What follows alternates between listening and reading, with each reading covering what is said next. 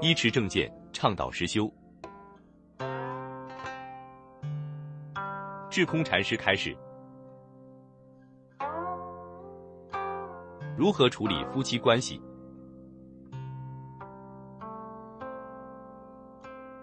对于佛法的实践，这样一个关系到每个人法身慧命的问题，好多人修久了，就会想到出家的问题。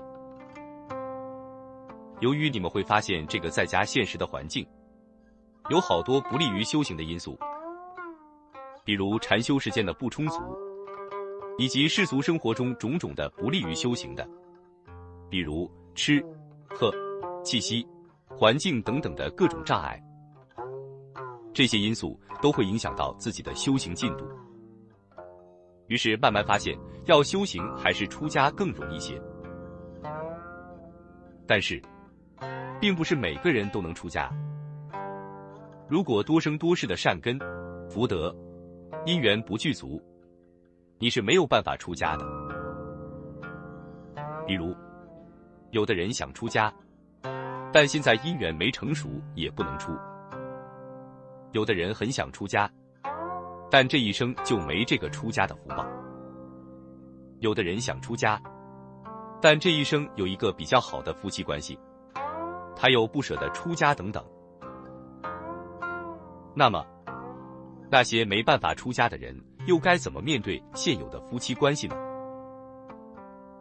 这个问题涉及的面非常广泛。以下我捡几个你们在日常生活中应该注意的要点讲一下。第一，要善待另一半。很多人夫妻关系不好，他们就想离婚，然后去出家，这是不对的。其实不是夫妻关系不好，而是你们多生多世互相结的缘不对，遇到他就是你的业力，这可能是该偿还的，你应该把这个事情解决了才行。当然，我也不反对你离婚后去出家。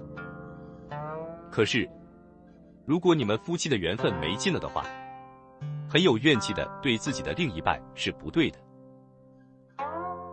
是你的缘分，你就应该接受，要宽宏大量的去面对另一半，这样会更好。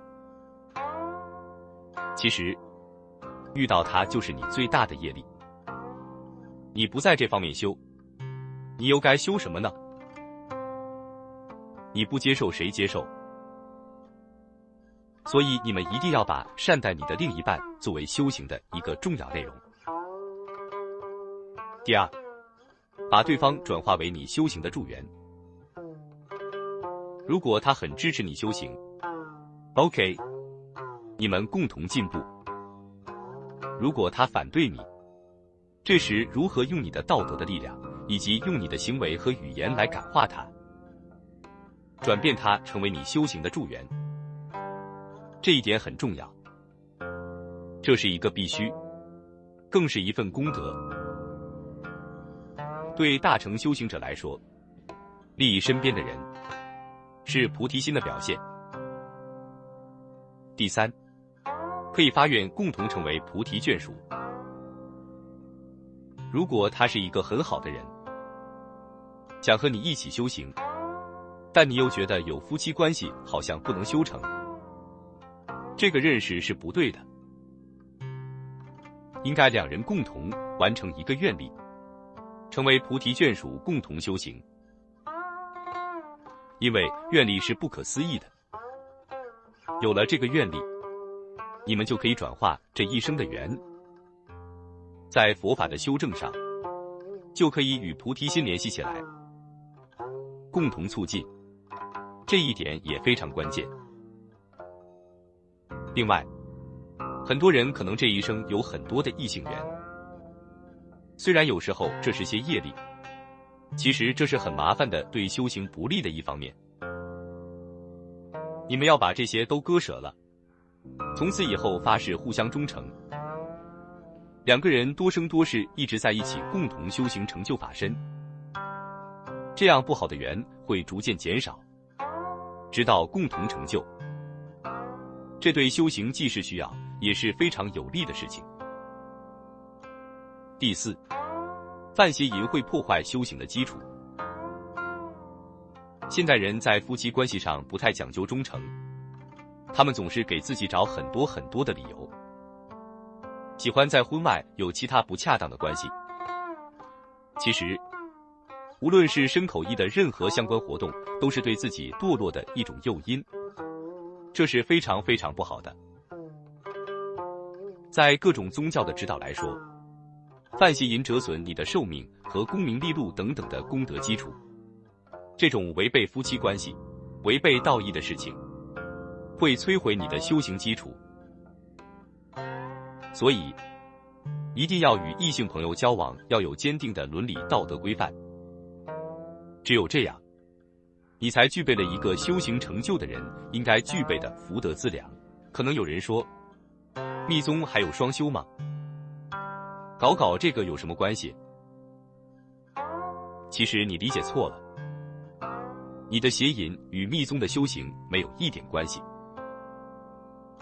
如果你亏损道义，邪神恶鬼就会聚拢你的身边，善神会远离你而去，护法不会护持你，修行会遇到各种障碍。一个修行人，如果没有护法善神对你的钟爱和护持，在修行的路上你能平安吗？不可能。为什么护法善神会拥护你？你想过这个问题吗？我现在深深地了解到佛陀的教法当中戒律的重要性。你们看那些南传的证阿罗汉果的人，不停地在深山老林里禅思、精行，远离那些繁杂的尘世生活。即使要讲法，也在较远的地方，不会有近距离的接触。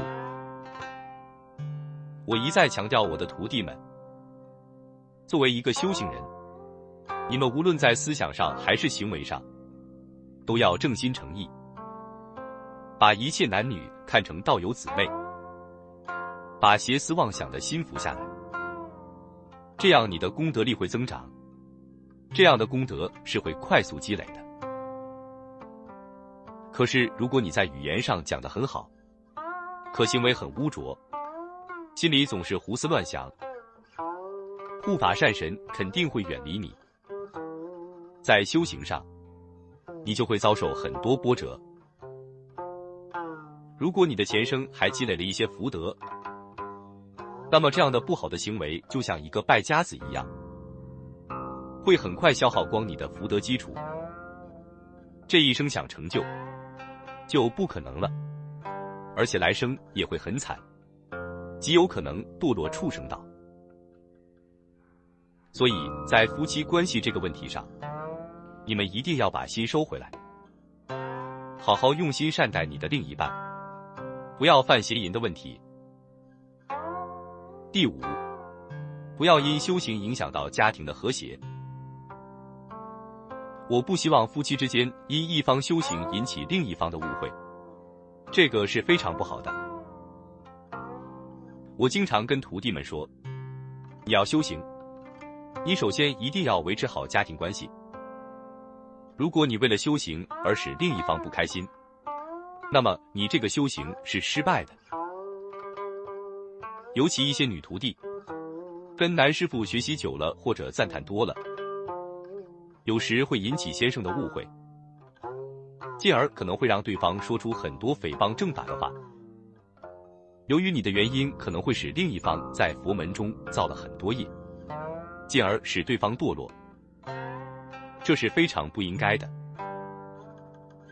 我不希望这样的事情出现。第六，对双方父母尽孝很重要，不要以修行为借口冷淡父母，不要拒绝父母的要求，要尽最大可能孝顺双方父母，努力的让他们开心，而且要更好的尽孝道。如果你的孝道没有尽到，我会否定你的修行是正确的。我对徒弟们比较强调这一点，这是我一直强调的修行的很大的一个内容。第七，有正确的家庭道德氛围，不要督促对方在名利上执着，把他推到物欲的深渊，走上不该走的路。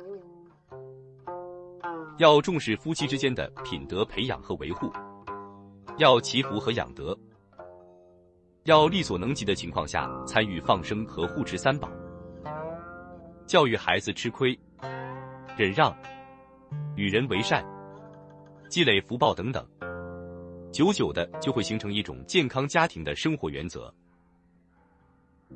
这样的家庭生活是健康的家庭生活。你们在一起是缘分，是业力。你们坚信和执行佛法的理念的话，你们的内心会越来越平静。就算不谈佛法的问题，这样的生活，就算过清贫的日子，你们也会活得非常好。因为与有着好的心灵的伴侣在一起，才是最幸福的生活，而不是钱财。总之，以上我讲的这些有关夫妻之间的修行方面的指导规则，虽然看似简单的道理，却蕴藏着非常甚深的佛理。这些和你们此生的成就、来生的去向、师徒关系，以及影响师父的成就等好多方面都有非常重要的关系。你们要善自思维，好自为之。